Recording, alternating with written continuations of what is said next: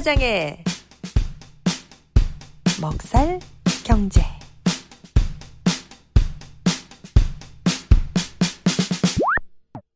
김 사장의 먹살 경제. 김 사장님, 오늘은 어떤 내용 준비하셨어요? 예, 미주 동포들의 먹고 살기 위한 경제 이야기 264화. 오늘의 제목은 자영이의 비밀. 예? 자영이? 예, 초등학교 때 짝사랑했던 여학생 자영이가 아니고 네. 이 자영업자의 애칭 자영이라고 제가 음, 그냥 붙인 이름이에요. 자영이. 네. 우리 미우새 우리 들어가는 마당 준비해 주시고 정치타짜 다들 지금 그래도 많이들 들어주시고 하는데 이 먹살 경제가 지금 비인기 종목이에요. 제가 이런 자극적인 제목이라도 달아서 조회수를 한번 높여보자고 한번 꼼수를 한번 부려봤습니다. 미국뿐만 아니라 한국에서도 처음에 사회에 나가서 다 취직을 하려고 하지 않습니까? 누구든지 대부분은 그렇죠. 취직하려고 하죠. 정말로 네. 자기가 어떤 획기적인 어떤 아이디어, 어떤 창안이 있고 정말 옛날부터 막 준비해왔던 어떤 필살기가 있는 사람은 뭐 어려서부터 사업을 시작하고 하겠지만 뭐 대부분은 직장에 들어가려고 하죠. 그래야 안정된 그 수입이 생기고 이게 여러 가지 삶의 계획도 세울 수 있고 그렇지 않습니까?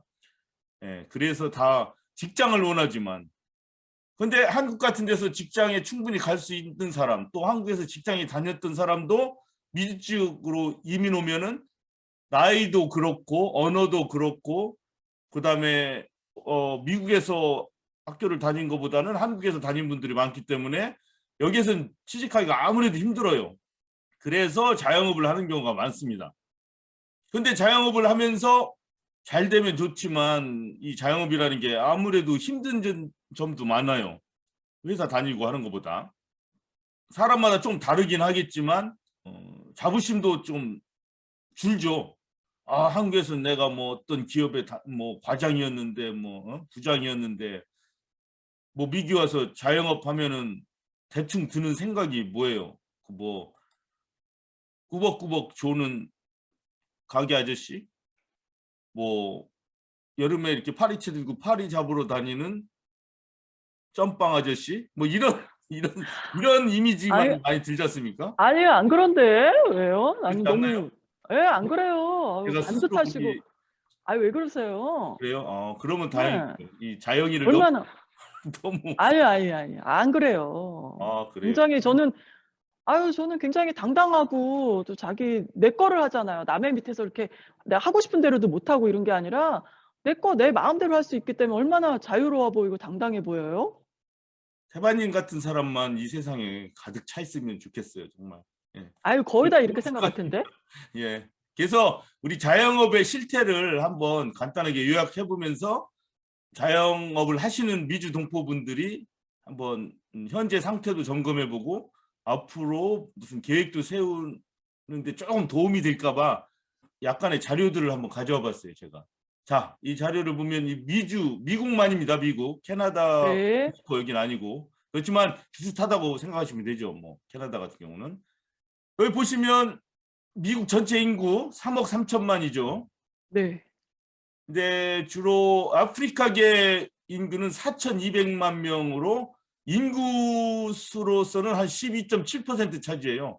오. 아시안 인구는 1,800만으로서 인구수는 미국 전체 중에 3.3%밖에 안 됩니다. 그런데 비즈니스 오너, 다 자영업하는 사람들을 보면은 아시안이 인구 비율은 3.3%밖에 안 되는데 자영업 숫자에서 차지하는 아시안 오너들이 차지하는 비율은 9.7% 거의 10%가 오, 어머. 아주 많죠. 예, 예. 그러네요. 한국인을 비롯한 아시아계 미국인들이 자영업에 이렇게 많이 종사한다는 거죠. 그게 딱 금방 드러나죠. 우리가 그러네요. 주변을 봐도 너무나 잘 알지 않습니까? 다들 뭐 베트남계 친구들, 중국계 친구들 보면 뭐 다 자영업 하지 않습니까? 인도에서 와서 다 자영업하고 뭐 너무나 뻔한 사실인데 숫자로 이렇게 보면은 얼마나 우리가 많은가 알고 있어요. 뭐 그 아프리카계 미국인보다 우리 자영업 숫자가 많다는 게 뭐 무조건 좋은 건 아니에요. 아무래도 아프리카계는 뭐 취직을 더 많이 하겠죠. 음. 예, 그래서 아프리카계보다 취직을 못하니까 어쩌면 우리가 아시안계가 자영업을 더 많이 하는 건지도 모르겠습니다. 뭐 답은 없는 거고 그렇게 추정할 뿐이죠. 그러니까 미국 내 전체 기업 중에서 소규모 기업을 어떻게 정의하느냐? 그 500인 이하 고용사업체를 스몰 비즈니스라고 합니다. 소규모 기업.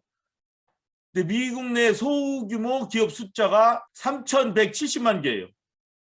네. 그러니까 우리가 아는 대기업들 있죠. 500인 이상은 2만 개밖에 안 돼요. 그러니까 이 원으로 보세요. 이렇게 엄청난 차이죠. 그러니까 미국의 기업의 대부분은 다 소규모 기업체라는 얘기입니다. 소기업. 소기업 중에서 이 안에 들어가 있는 원 보세요. 2,570만 개는 무고용 기업입니다. 무고용이 기업이 뭐예요? 자기 자신이 혼자 일하는 거죠. 혼자서. 네. 또는 스파우스, 배우자와 같이 일하는 기업들이죠. 음. 사람들은 뭐 텍스 보고 같이 하지 않습니까? 조인트로 텍스 보고 하죠.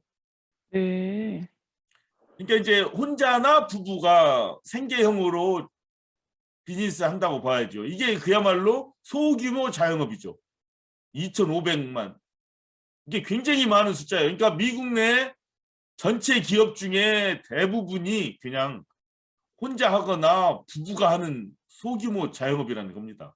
그렇게 많은 숫자, 이 사람들이 이제 경제의 기본이라고 보면 돼요. 뭐 길거리 다녀보면은 뭐 다 알지 않습니까? 우리가 뭐 보잉이나 지나 뭐 이걸 자주 봅니까? 아니면 옆집 엄마 아빠가 경영하는 게스테이션, 뭐 뷰티 서플라이, 뭐 편의점 이걸 훨씬 더 많이 보죠. 지나가다 보면은. 그러니까 그렇죠. 미국은 거의 이렇게 소규모 자영업으로 가득 차 있다 이렇게 생각하면 됩니다. 자, 그러면 이분들이 과연 소득은 어떻게 될까? 예, 2020년 정도 기준입니다. 펀데라라고 하는 기업체에서 조사한 건데 이 스몰 비즈니스 오너의 평균 연 수입은 한 7만 2천 불 정도 됩니다. 7만 2천 불. 네. 예, 많지는 않죠. 이 스몰 비즈니스의 거의 한 86%는 연 수입 10만 불 미만이긴 해요. 자, 그렇게 해서 뭐 무슨 뭐 스몰 비즈니스 해가지고 엄청나게 떼돈을 벌고 그런 건 아니지만 그래도 수입이 평균 이 정도 되고 한다는 얘기는 뭐 일을 좀 많이 하고 그렇긴 하지만 그래도 뭐 생활을 알차게 해나가고 있다. 뭐 이렇게 보여지잖아요. 그 뭐 한 7만 네. 불이니까 아우 좋죠. 저 이 정도면은. 정도면 괜찮죠. 평균이 그렇다는 그럼요. 얘기니까 정말 새롭게 시작했고 얼토당토 아는 거 시도했다가 문을 닫고 뭐 이런 걸 빼고 그냥 나름대로 열심히 일해서 어느 정도 안정이 돼서 쭉 나가는 기업을 평균을 보면 그래도 연봉 한 7만 불 정도는 된다. 이런 얘기가 나오는 거죠. 연준에서 발표된 자료 보면 이것도 2020년 겁니다. 최근 거죠. 그 미국 내 인종별 비즈니스 오너들의 평균 수입, 아덜스라고 표시된 곳, 뭐 주로 아시안계겠죠, 이가. 평균 소유 자산 또는 수입이 다른 블랙이나 히스패닉보다 월등히 높아요. 이걸 생각해 보면 대충 우리가 아는 한인 자영업자분들이 전반적으로 어느 정도 수입을 올리는지 가늠할 수가 있습니다. 나름대로 꽤 높은 수입을 올리면서 살고 계시다 이렇게 생각해도 될 것 같습니다. 그래서 이제 뭐 취직을 해서 좋은 조건으로 근무를 하고 또 안정된 수입 또 노후 보장 뭐 이런 거를 해서 가는 게 좋긴 하지만 스몰 비즈니스 해도 괜찮다. 지금 그 얘기를 하는 거예요. 네. 그다음에 스몰 비즈니스가 어떻게 생각하면은 없어질 수도 있지 않나 막 이런 생각 듣잖아요. 왜냐하면 월마트나 이런 데는 대량으로 물건을 구매하고 그 공급업자로부터 단가도 훨씬 유리하게 받고 뭐 그렇지 않습니까? 네. 그럴 수도 그러니까 있을 것 뭐 같아요. 그러니 이런 대기업과 뭐 자영업이 경쟁이 되겠어요? 뭐 이런 생각이 금방 들잖아요. 더군다나 온라인으로 막 보는 동네에 있는 가게보다 물건도 훨씬 다양하게 많이 있고 싼 물건도 많고 이런데 이 스몰 비즈니스가 되겠어? 뭐 이렇게 생각하시는 분도 꽤 될 거란 말이에요. 그렇지만 오늘 이 자영이의 비밀, 자영이는 결코 죽지 않는다. 이 비밀을 밝히기 위해서 제가 이 목에 힘주고 지금 주장을 하는 거죠. 누가 네. 모르겠지만. 자, 근데 많이 이런 생각을 하는 거예요. 아무리 월마트나 아마존이나 이런 데서 대형 매장을 펼쳐놓고 싼 가격에 다양한 물건을 대형 매장에서 또는 온라인으로 막 판다 그래도 스몰 비즈니스를 다 죽일 수는 없는 거예요.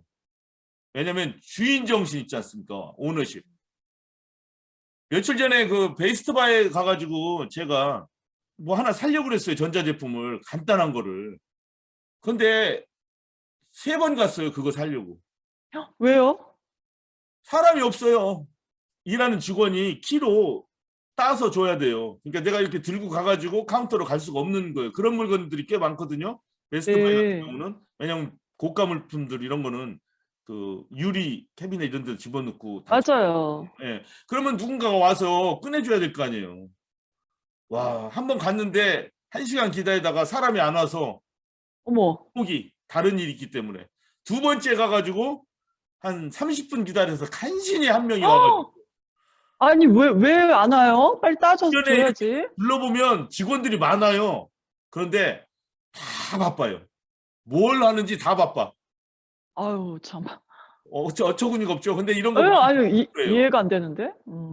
월마트에 가도 마찬가지입니다. 그냥 물건 사가지고 뭐 스캐너나 이런 데 가서 살 수는 있지만 뭔가 제품에 대해서 궁금하거나 뭔가 문제가 있어서 이거를 조치를 해야 된다든가 이런 경우 있을 때 얼마나 많이 기다려야 되는지 몰라요.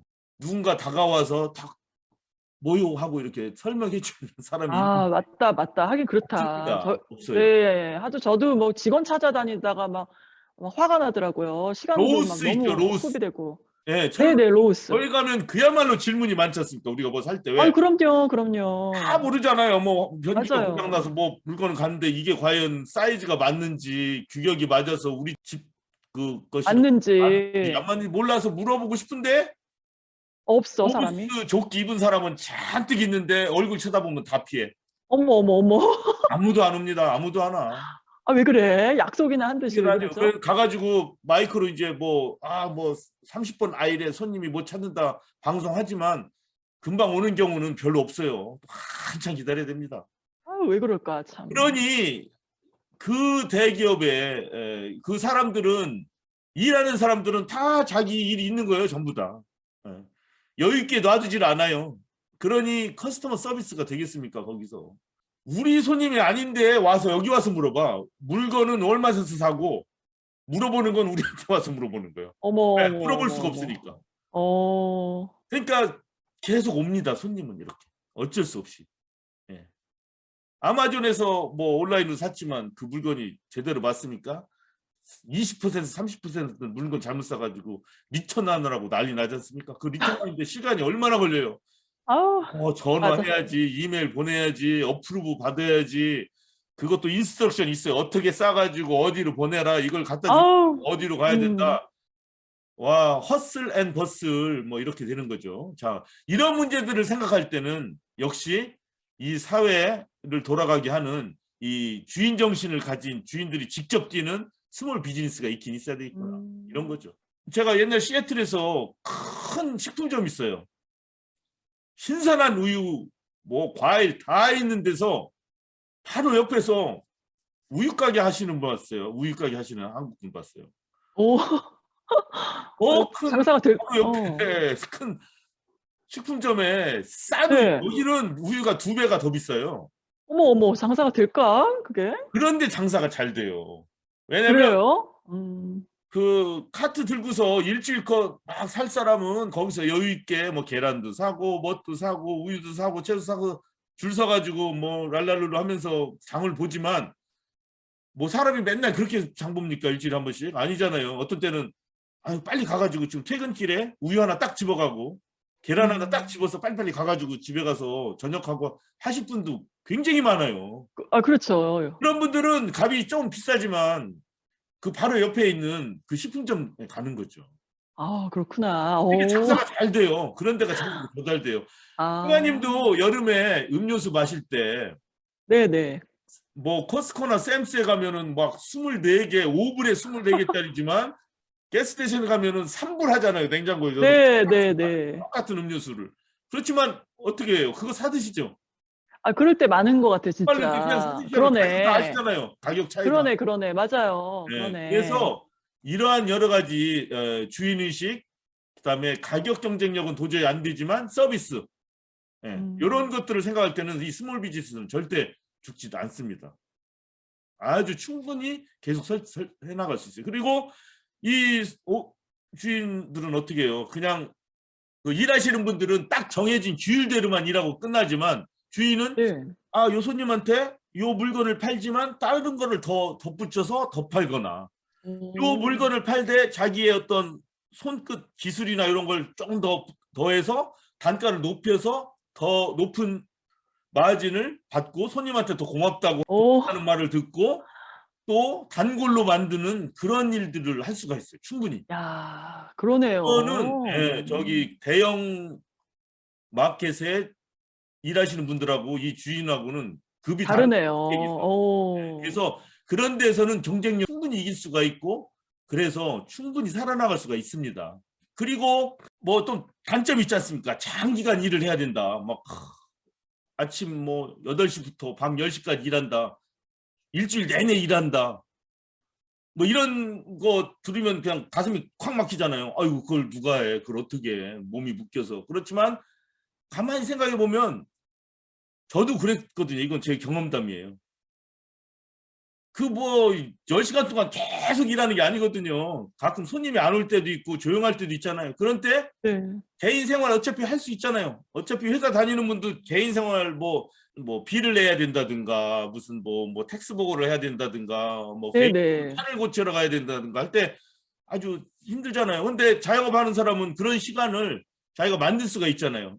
손님 잠깐 없을 때가 화요일 3시니까 그때 잠깐 보내자. 그다음에 뭐 배우자가 잠깐 일을 보군 사이에 나는 우리 집안의 일을 위해서 뭐 무슨 일을 하고 애들 학교 데려다 주고 데려오고 하는 일을 내가 하고 이런 거를 유연하게 활용할 수가 있어요. 훨씬 더. 그다음에 정 뭐 아프면 뭐 하루 쉴 수도 있는 거고 아는 사람한테 부탁해가지고 며칠 보게 하고 또 어디 휴가도 갈 수도 있는 거고 이렇게 플렉서블하게 운영을 할 수 있잖아요. 자영업은.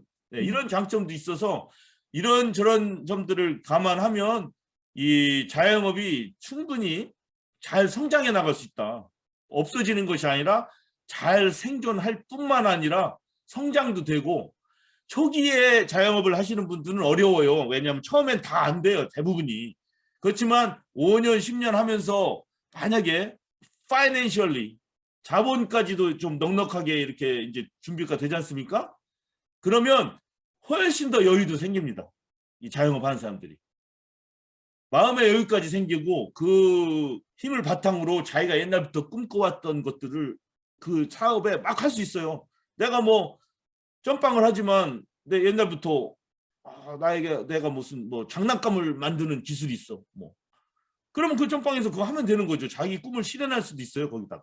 자기가 좋네요. 어떤 중국집 그 우리 동네에 아저씨가 있었습니다. 식당 하는 아저씨. 네. 정말 중국분이에요. 이분은 그림 그리는 게 옛날부터 소망이고 정말 시간 있으면 그림을 그리는데 그 자기 중국집 식당에 막 굉장히 큰 호랑이하고 산 그림을 그렸더라고요. 어머. 자영업하면서 그거 하는 거예요. 자기의 희망, 그 옛날부터 꿈꿔왔던 것도 실현을 하는 거죠. 일부분. 그래서 이런 장점이 있어요. 근데 뭐 회사 다니는 분들은 물론 주말에 시간 내서 할 수는 있겠지만 직장 내에서는 딴 일을 못 하잖아요. 그래서 자영업 하시는 분들은 이런 일들도 할 수 있어요. 혹시 자영업에 대해서 태바님은 건강하게 생각해 주셔서 좋지만 혹시 자영업하면 이런 점이 힘들지 않겠어? 하고 뭐 좀 보기에 그렇잖아. 뭐 그렇게 생각하시는 분이 있어서 주저하시는 분이 있다면 오늘 264화 먹살경제 이 자영이의 비밀 요 에피소드를 들으시고 이렇게 한번 다시 한번 마음을 잡고 한번 도전을 한번 해보시라. 이런 취지로 한번 말씀드려봤습니다. 네. 아유, 자영이의 비밀 너무 잘 들었어요. 네, 잘 들었습니다.